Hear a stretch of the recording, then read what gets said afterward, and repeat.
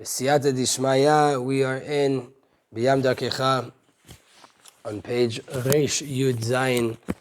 What is the inner aspects of the mitzvah of taking the lulav and shaking the lulav? Every mitzvah has internal aspects to it, has a pinimut to it, and we have to understand and to bring to our heart what is the essence of this mitzvah of taking the four minim, these four species, and why when we shake them we have to shake it again and again and again and again in all these different directions. Chazal said in the Gemara, Amar Rabbi Yochanan. Rabbi Yochanan says, Molich umovi lemi sheharba ruchot shelo. Right? You lead out and you bring back to he who the four winds are his. Ma'aleh morid lemi shehashamayim va'aretz shelo. You elevate and you bring down to he that the heavens and the earth are his.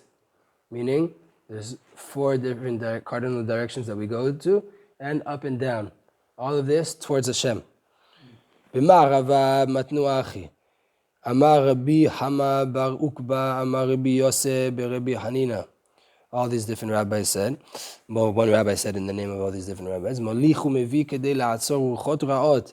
Why do you do this motion of going out and back in all the four directions? In order to stop negative winds. Ruchot ra'ot. Or it could be, right, in Hebrew, ruach could be a spirit, or it could be a wind. But to stop, however you want to interpret it, the Gemara is very deep. Simply put, it's the wind. It's the stormy winds, right? But you elevate it and you bring it down in order to stop talalim ra'im, bad rains coming down. It's a simple, but obviously there's more depth to it, right? What does it mean to walk towards and to bring towards he who everything is his? What does it mean? What is this? What is the meaning here? You have to also ask the question, what are these ruchot and talalim? What are these winds and these rains? Why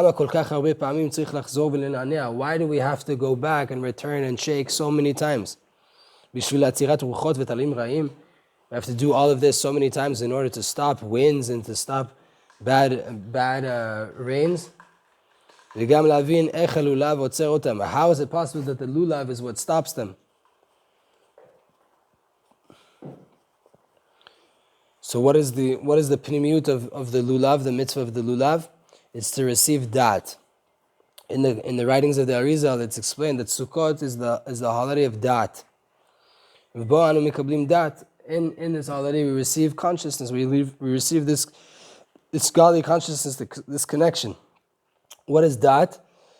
The job of dat is to connect between the intellect of the person and his feelings and his actions. And then we all know certain things about God. We all know God exists and there's nothing besides Him.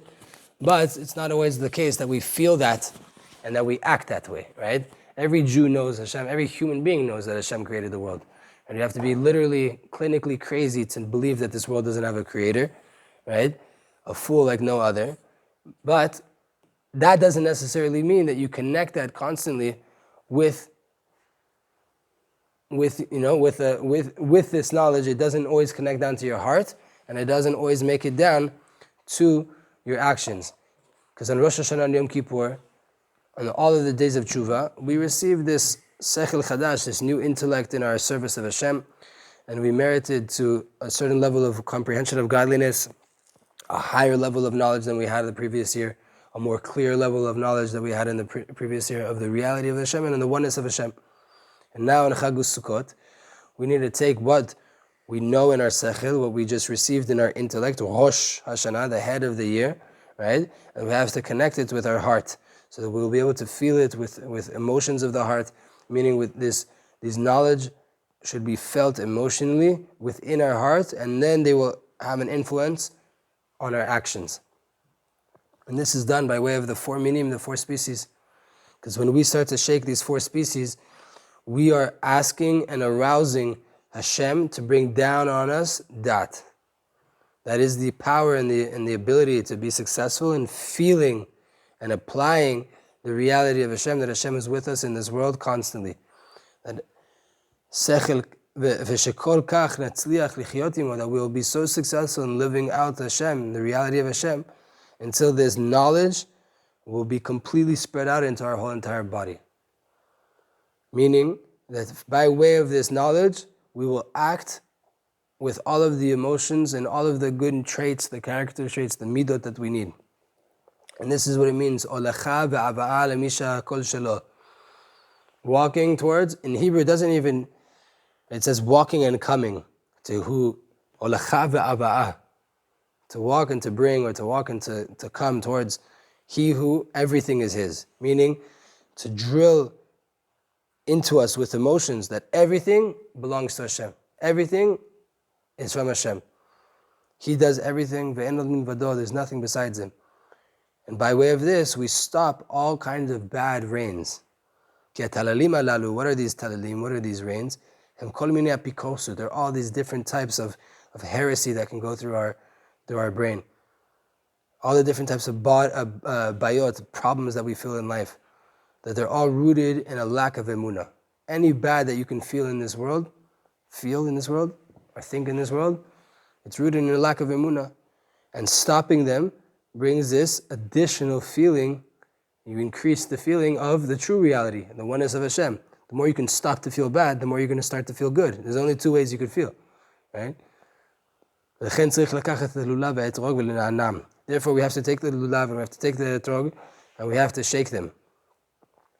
And you have to have intention in your heart when you're doing this to ask Hashem, beg Hashem, ten lanu dat, give us consciousness, give us this connection between our head and our hearts. Give us the ability to be successful in feeling Hashem in every aspect of my life, and to get to dveikut, to cling to Hashem, Yitbarach, in every aspect that I'm going through, every moment in my life. And this is what every single Jew needs to be thinking about when he comes to shake the lulav and to feel there's nothing besides Hashem. And by way of this, you're merit to go into kirvat Elokim, closeness of Hashem, la'avatov, yiratov, l'dveikut bo, to awe Hashem, to love of Hashem, and to cling to Hashem. And it's known that these four minim, these four species, are hinted to the Hashem Havaya, Yud Ke Vav Ke. Like we learned from Rabbeinu Arizal, the Hadassim are in correspondence to the letter Yud of the name Yud Ke Vav Ke. The Aravot, the willow branches, are in correspondence to the first Hey of Hashem's name. And the Lulav is the letter Vav, and the Etrog is the last Hey. What is Yud Ke Vav Ke? We've said it a million times in these classes. Yud Ke Vav Ke is everything's Hashem. There's nothing besides Hashem. It's just the oneness of Hashem. He does everything. He's the only true reality. He is everything. He is the Etzem HaHavaya. He is the core, the essence of existence, of experience. And the whole entire reality is just alive and receiving vitality because of his light. Therefore, when a Jew holds these four minim, that they show about you, they are representative of Yud Ke Vav Ke, then you're able to receive that and to feel in every aspect of life, in all these different directions of your life, you're able to feel Yud Ke Vav Ke, that everything is Hashem. When we shake, it's an amshacha of dat from up above, and to bring it into us until you feel it into your emotions. How do we actually apply this intentions? So when we come to shake, when you bring it out, molich, when you walk out with the lulav, meaning you bring it away from you, away from your chest, you have intention to ask Hashem, to request from Hashem, Yoshev b'maromim, that He who sits in the heavens, shiftach lanu et otzar hadat hagvura, open for us this treasury of supernal dat. Right. So when we're taking it out, we're making a request from Hashem.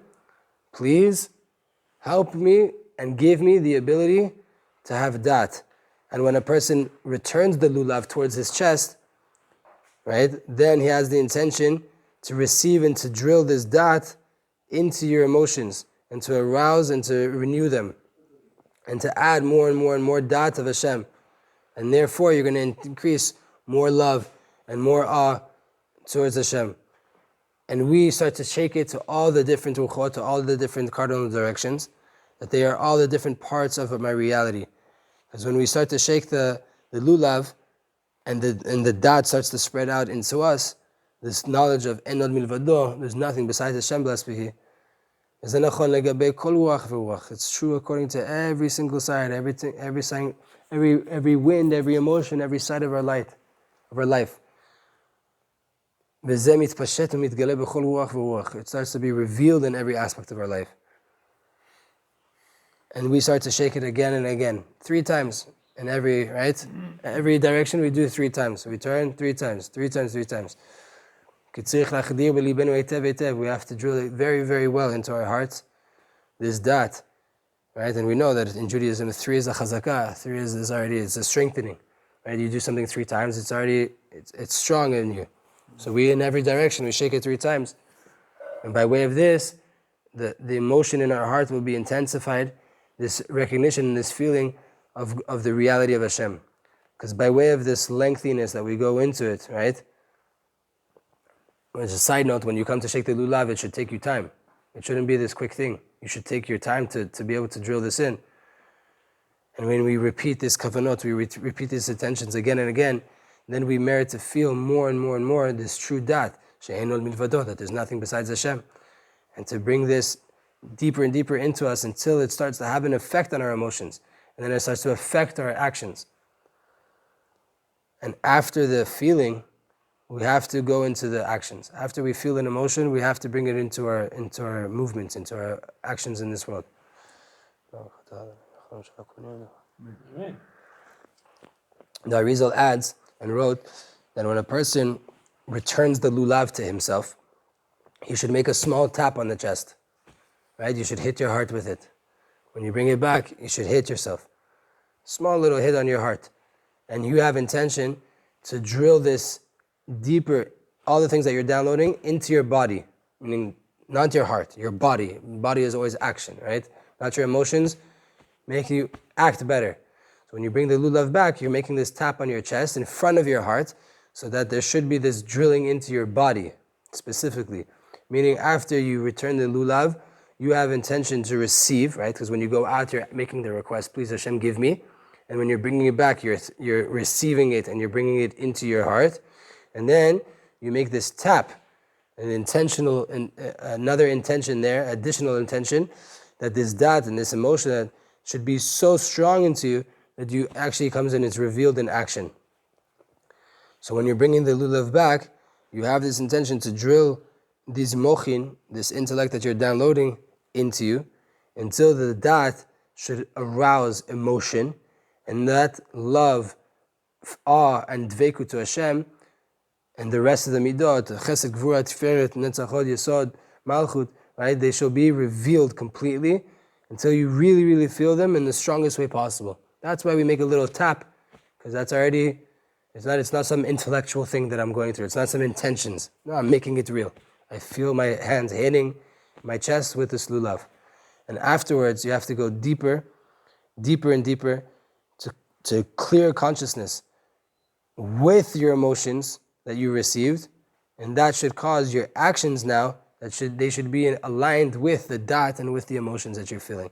Your actions should be aligned with this consciousness that God is everything, and that there's nothing besides Him, and that should be aligned with your emotions.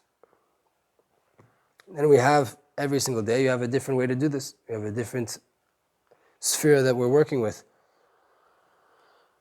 So, yes, we're receiving dat, and this dat starts to arouse emotions in us. But there's this different niche, there's a different way that it's coming down every single day. A different midah that we're working on. On Chag Sukkot we have 7 days. They're aligned with 7 different sfirot, 7 different traits of Hashem. And every single day of the holiday, we are receiving the shefa of dat from Hashem Yitbarach, but it is intended specifically through a specific midah of the 7 midot. And every day we receive dat, which is true godly comprehension and of the oneness of Hashem, But this dot is being revealed to us in the finer details of every single day, and it arouses within us and drills within our hearts a different sphere that we're working on. And if you say, we already did this in the 10 days of tshuva, like we remember we learned, right? We already did this. So what is now the new aspect? The rabbis teach us that the days of tshuva from Rosh Hashanah to Yom Kippur, they are included in what's called ira, the awe of Hashem, right? And that's the backside, achor. Remember we learned panim v'achor, the front side of Hashem and the back side of Hashem, meaning the revelation of Hashem, meaning there's a way to get it nicely from the front, the most internal aspect, and then there's the external aspect of my internal, meaning there's a point where I'm forcing myself to align with Hashem, and then there's a point where I've become that, I've transformed and I am that now. So all of the days of the 10 days of tshuva, that was smolo tachat leroshi. His left hand is underneath my head. These are the days of Din. And now the days of Sukkot are yemino techabekeni. His right hand will hug me. This aspect of chesed. So now we're doing the avodah of pnim. Where in Rosh Hashanah and Yom Kippur we were forcing ourselves to get into this consciousness. Now we are becoming this. We are actually we are flipping ourselves and we're becoming this. It's completely in ourselves. We have a desire to do it. We're not forcing ourselves, right? Of course, this is all relative to different people and where you're holding, but that's the energy of on the side of the days, why we're repeating this process. Every single sphere has a different way, and a unique way that it serves Hashem, how the revelation of Hashem's light is inside of us.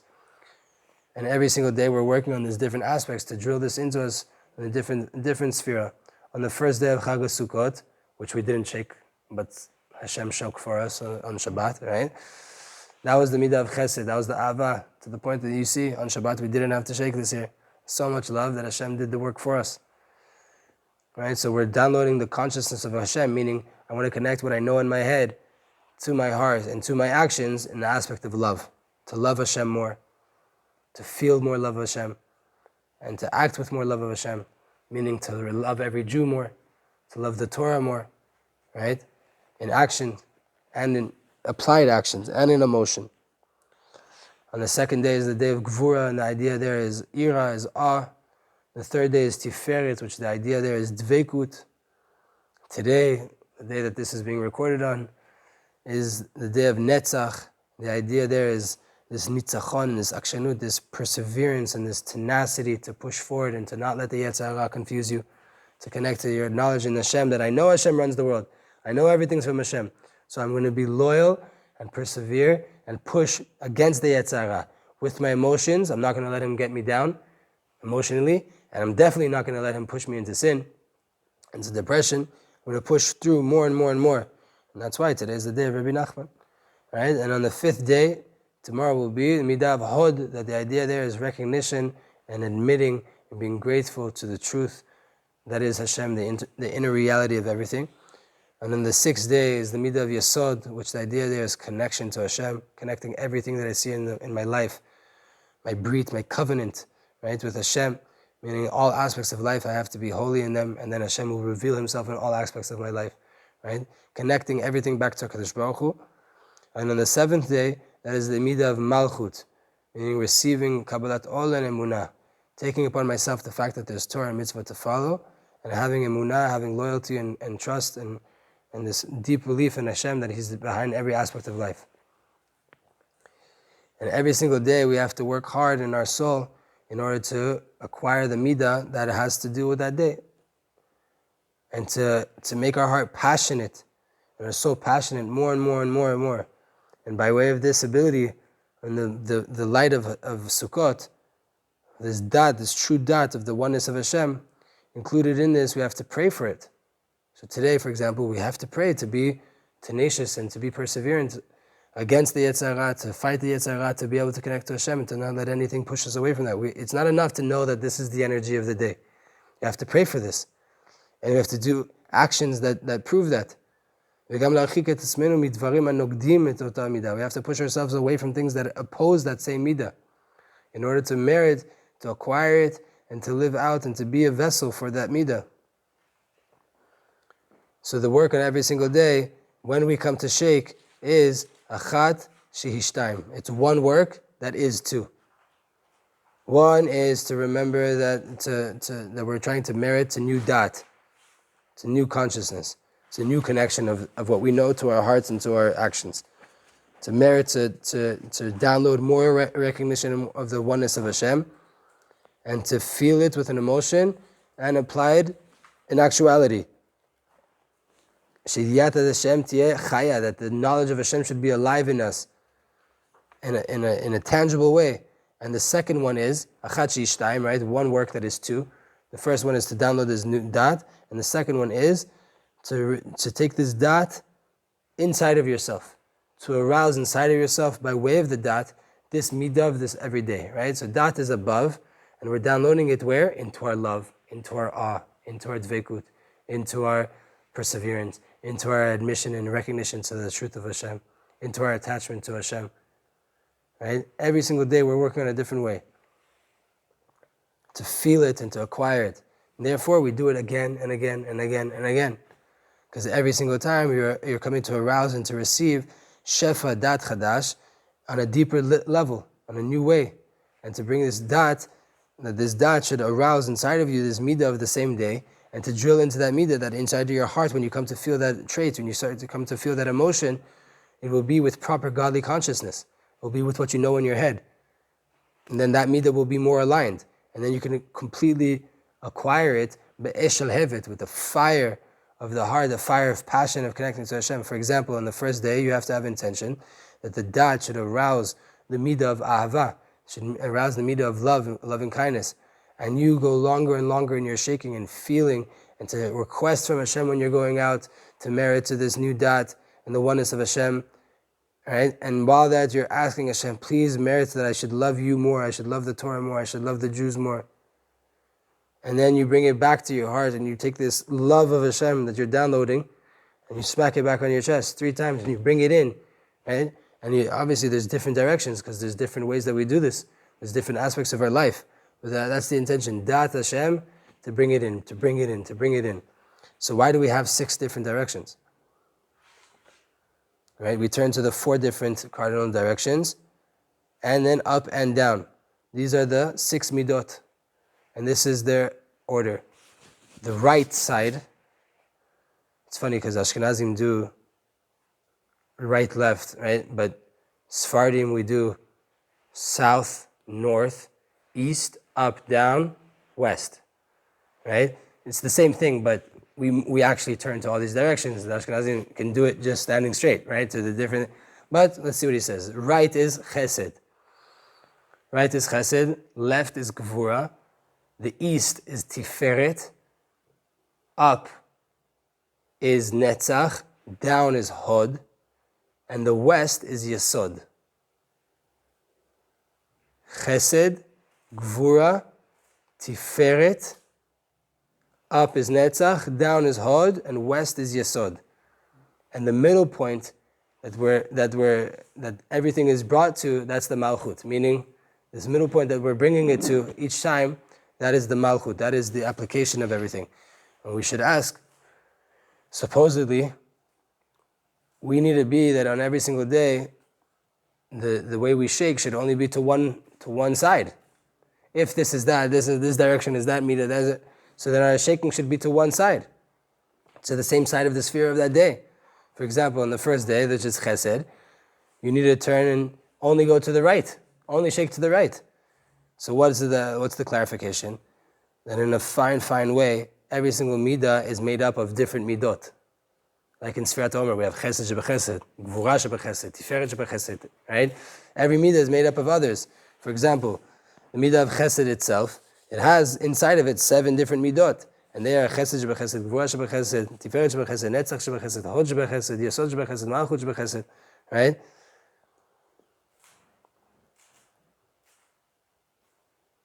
She goes into a whole depth of what are the sfirot here. It's beautiful. I don't know if you guys want to do this, but maybe we actually, once we finish, we can go back to it to understand what does it mean that all of these things are made up like this.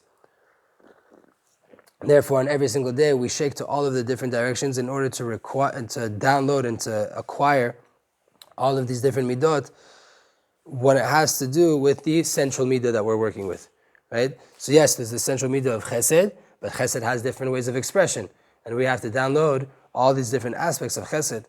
But it's completely understood that the main aspect and the main intention is the midah of that day, right? That's the main thing we're working on. And whoever gets confused from this, it's better just to focus on, when you're coming to shake, again and again, that midah of the same day. Meaning, if it's too hard for you to go into chesed shebechesed and gvura shebechesed, just focus on chesed, right? And to drill that into you better and better and better. And it's enough that you know this in a general aspect, that this midah is that this is what I'm working on. Today I'm working on netzach, tomorrow I'm working on hod. I don't need to go into the finer details. What you need to know is that you're working on that midah. And all of the different aspects that are needed for it. That these are the 7 midot pratiyot shebetocha. Every midah has 7 finer detail midahs inside of it, right? Like we just explained. And this is hinted to by way of shaking in every direction. So you can know this in general without having to know that when I turn to the right, I'm working on chesed shebechesed, right? Or chesed shebenetzach.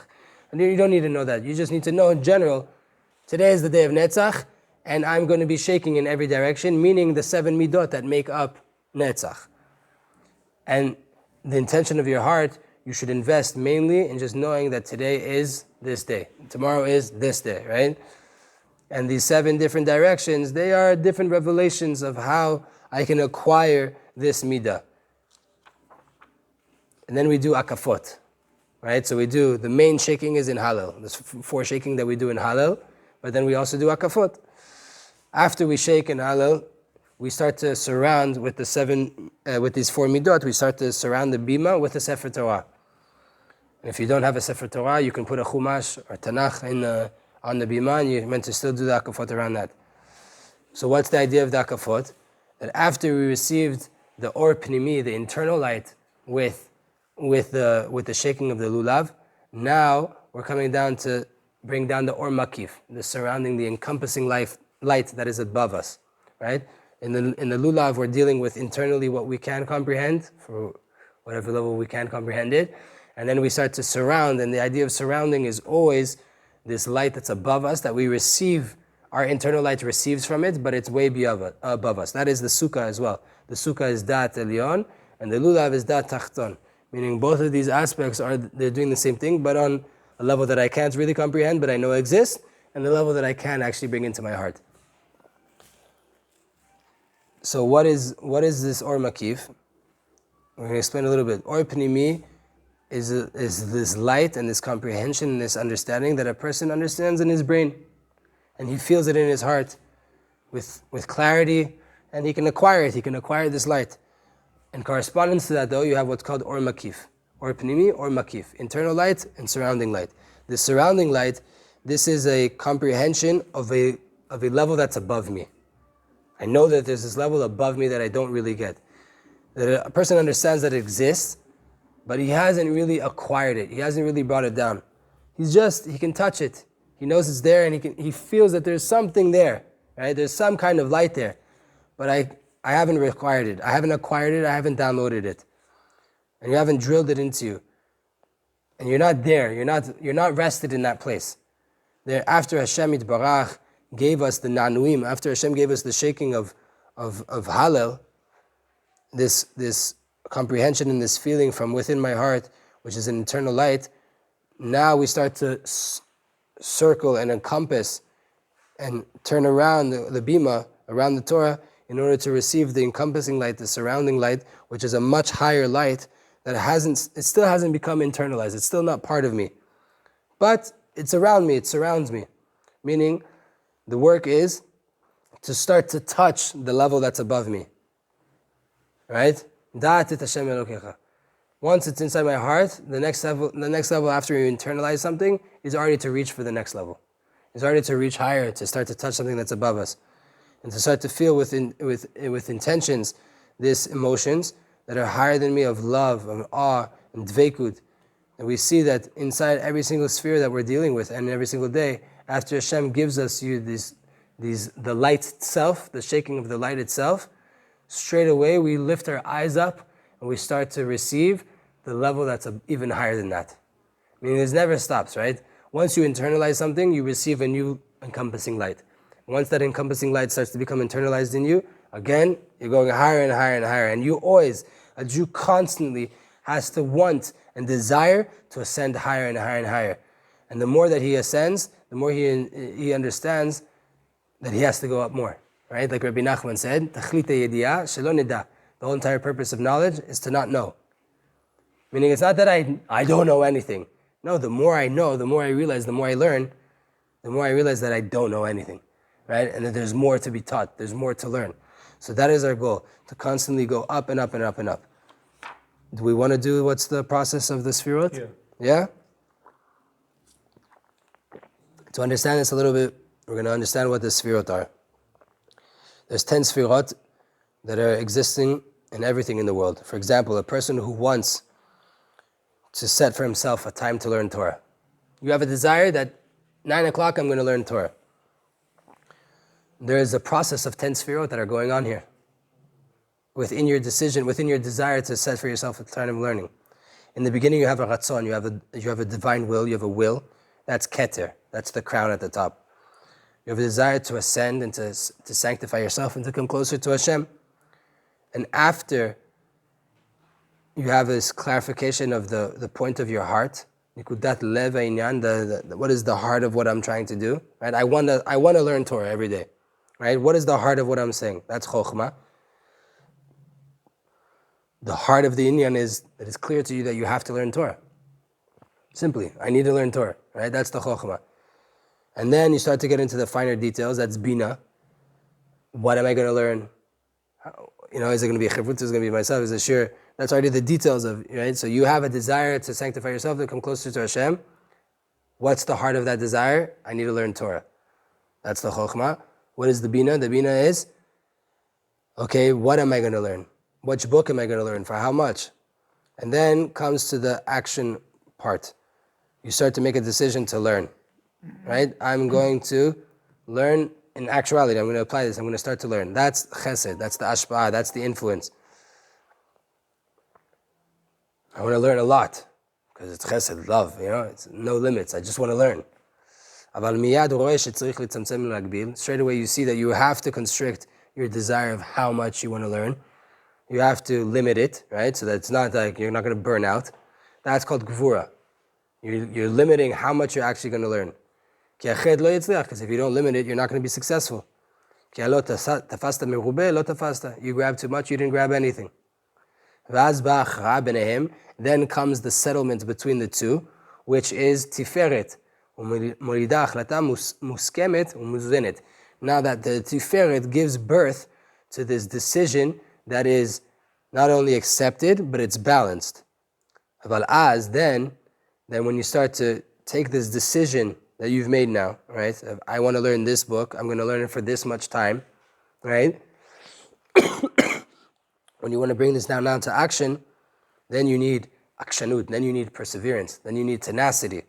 To overcome all of the distractions that you're going to have along the path. That's netzach. All the different distractions, all the different things that are going to come and hit you when you make this decision. On the other side, you have to be to be wise. You have to be careful to be wise. To not break down walls. You have to admit to the truth, which is hod, that you cannot be successful by yourself. You're not going to be perseverant. You're not going to be this tenacious person by yourself. Everything's in the hands of Hashem and with the will of Hashem. So yes, you're not going to let anybody interfere you from 9 to 9:30 because you need to learn Torah and you've made this decision. With that said, it could be at 8:58, something comes up that Hashem clearly needs you to do something else. And then comes the yesod, and it starts to balance between your tenacity and your recognition to the truth. On one side, you have to push with all your power to be successful in serving HaKadosh Baruch Hu and to learn that piece of Torah at that time that you set for yourself. But from a recognition that everything's in the hand of Hashem, you're going to do everything only according to the will of Hashem, without hurting other people, without breaking walls, without breaking yourself. Because you're so tenacious, you're so stubborn, right? Stubborn is a negative thing, that's why I'm using it here. But the proper side of stubbornness, the good side of stubbornness, is principled, is tenacious, is perseverant. The negative side of stubbornness is the exact same thing. It's called stubbornness, right? But your stubbornness can break things and can ruin relationships and can break yourself. The other kosher side of that is just being principled that I'm not going to let anything interfere with me. But that Yesod comes and balances it. And after all of these weighings and all of these judgments and all of these different thoughts that you have, comes the Yesod, and it takes everything, connects it all together, right? So that it should be one organized decision, right? One, it takes all of this, the will to learn, what am I going to learn? The fact that I need to learn Torah, what am I going to learn? How much that I want to learn a lot, that I'm going to limit though, that it's going to be balanced, that I'm going to be tenacious, that I'm going to admit that everything's by Hashem. Yesod comes and takes all of that, and it decides on a time and an idea that you're going to learn in a proper, defined way. And then it gives that over to the Malchut, which is the bringing it out to fruition. The actual action when you're going to sit and you're going to learn. And for us, for example, on the first day of Sukkot, that even though it's the idea of chesed, which is the love, in order to bring out this love, you have to act with all of these midot. You have to lashpia b'tocho ahava, you have to bring down inside of you love, which is chesed shebechesed. And you have to litzamtzama b'midah nechona, you have to limit it to the proper midah, which is gvura shebechesed. That you shouldn't go off the lines. V'la'amid et ahava b'tzura muzenet, this love has to be in a balanced way, which is tiferet. And so you have to be minatzeach et kol hamafrim, no, you have to persevere against everybody that's opposing you. That's netzach shebechesed. And you have to admit that only Hashem is the true doer, and to give into His will, to be happy in whatever He decides that you're going to do today, hod shebechesed, and to connect it all together, yesod shebechesed, and to bring it out in actuality, malchut shebechesed. Right? So you see that every decision that you're going to make in life, there's this process of the 10 sfirot. It's not so simple just to, I'm doing this, you skipped it. No. So what is a Kabbalist? What is a Mikubal? What is a Tzaddik? They are just completely aligned with this process, and they feel every single stage of the process. Like they say, football players or basketball players, when they become pros, when they become veterans, the game slows down for them. That's what it says. Right? They say about LeBron James, but lavdil ben tzadikim la'ametim, right? That for him, the game has slowed down. Meaning he doesn't get panicked. He's seen this process so many times that when he steps on the court with the ball, he's not stressed about anything. He's been through this already. This exact thing has played out in his head so many times that he can see already all the different options that could happen, and he's calm and he makes the right decision. Lavdil, it's the tzaddikim as well. Tzaddikim that know this process. For them, it's like, this is the process. You can't startle me. They don't get affected by anything that Hashem is doing to them, because everything is Hashem is doing to them, right? It's not that this person's affecting me, this person's coming to scream at me. No, it's all HaKadosh Baruch Hu, it's all Hashem. And it's a process of keter to malchut. This whole entire process, I can't get startled by anything. I stay true to my avodah and I do what I have to do. This is the process of life. Keter to malchut. In every aspect of life. So, B'ezrat Hashem is something that we should try to learn more about and to try to integrate and to implement in our lives, to understand that this is the process that Hashem reveals His light down to us. There's an initial desire, what we feel, right? Then there's the definition of what is the heart of that desire. And then there's defining it. What is it going to be? How am I actually going to do it? Then there's the action of, I want to start doing it. I want to learn. But I have to limit how much I'm going to learn. And that has to be balanced and applied properly. And then I'm not going to let anything come between me and that decision that I'm making. But I'm also going to be admitting to the truth, reality of what Hashem presents in front of me, and to know that He's the only one that's doing anything. And then with Yesod, I'm going to take all of that, make a recipe of how it needs to be applied, and every midah in its own way is still fully expressed without being nullified by its friend, right? Every midah there that's above Yesod is full. It's a full midah, right? And it's when we put together in a nice recipe, that recipe could be given over to Malchut, which is bringing it out into expression. Malchut itself has no light. It's poor and just receiving, so to say, right? Why? Because it doesn't do anything.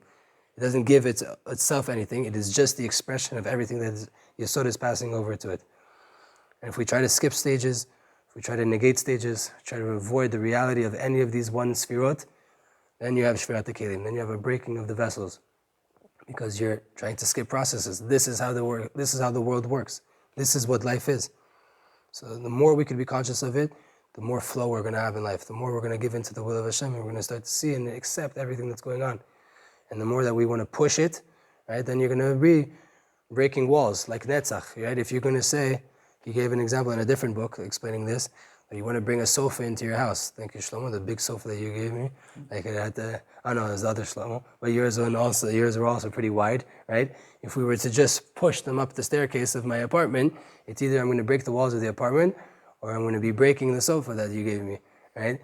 But with Hod, then you understand, okay, maybe this way is not going to work. I need to flip it upside down, and I need to carry it in this way, and then I'm going to be able to get it into the house.